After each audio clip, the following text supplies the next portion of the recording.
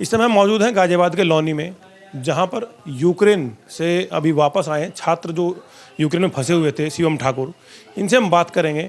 Shivam, Ukraine में आप फंसे हुए थे, सबसे पहले मैं आपसे जानना चाहूँगा कि आपको किस तरह की परेशानियों का सामना करना पड़ा था वहाँ पर?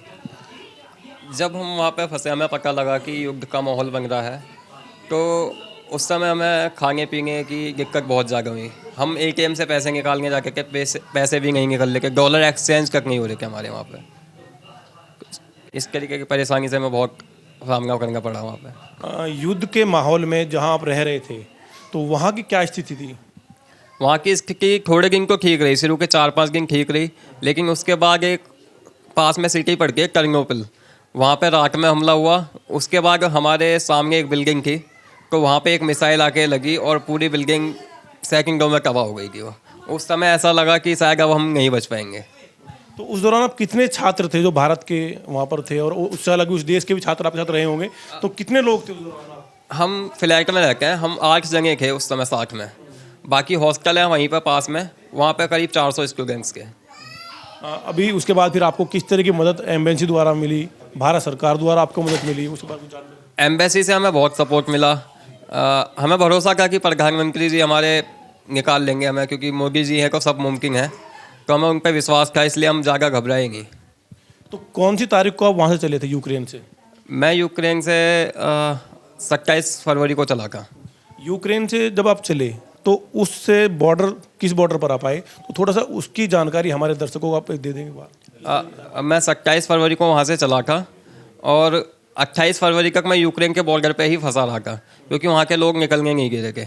लेकिन फिर हमने तिरंगा निकाला सबने, और सबने अपने हाथ में भांगा, बाकी पकड़ा भी हाथ में। उसके बाद मिलिट्री आई वहाँ पे यूक्रेन की, उन्होंने हमें बॉर्डर पार कराया।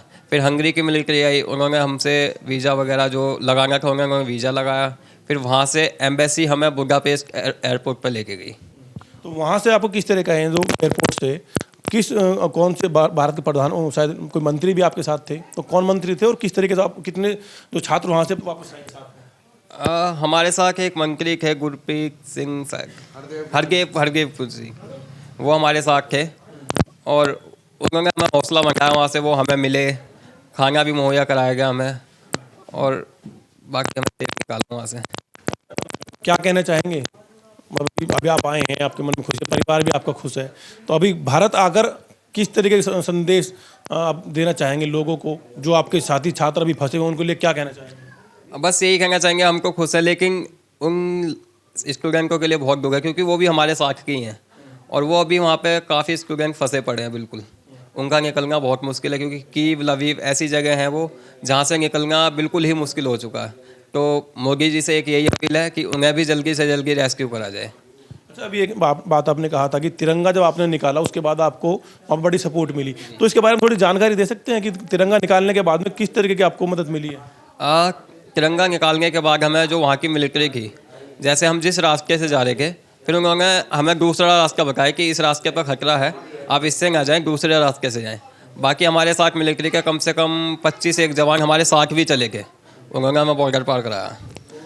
हाँ जी, और रसिया की मिलिट्री ने भी मतलब हमारी बहुत हेल्प करी। इंडिया का झंडा देख के किसी की हिम्मत नहीं थी कि किसी को रोक दे, इंडियन स्टूडेंट्स को। और देशों के लोग थे, दुबई, चाइना, अमेरिका, इन सबों ने भी इंडिया का झंडा लगा के निकलने की कोशिश करी, लेकिन पासपोर्ट चेक करके पता लगा कि ये सारे अमेरिका वगैरह या चाइना वगैरह के हैं, तो उन्हें वहाँ रोक दिया गया। अच्छा, दूसरे देशों को छात्रों को भी वापस नहीं आने दिया गया वहाँ से? नहीं, दूसरे देश के छात्रों को बिल्कुल वापसी नहीं आने गया। पाकिस्तान के वहाँ छात्र बहुत सारे फंसे हुए हैं। पाकिस्तान के छात्रों का यही कहना था कि काश हम भी भारत में होकर, हमारा प्रधानमंत्री भी मोदी जैसा होगा। ये थे हमारे साथ छात्र शिवम ठाकुर, जो कि यूक्रेन में फंसे हुए थे और वापस आए हैं। साफ कह रहे हैं कि मोदी जी की वजह से जो भारत का झंडा इन्होंने वहाँ पर लगाया है, उससे इन्हें बड़ा फायदा मिला है। यशपाल कसाना, नेटवर्क 10, गाजियाबाद।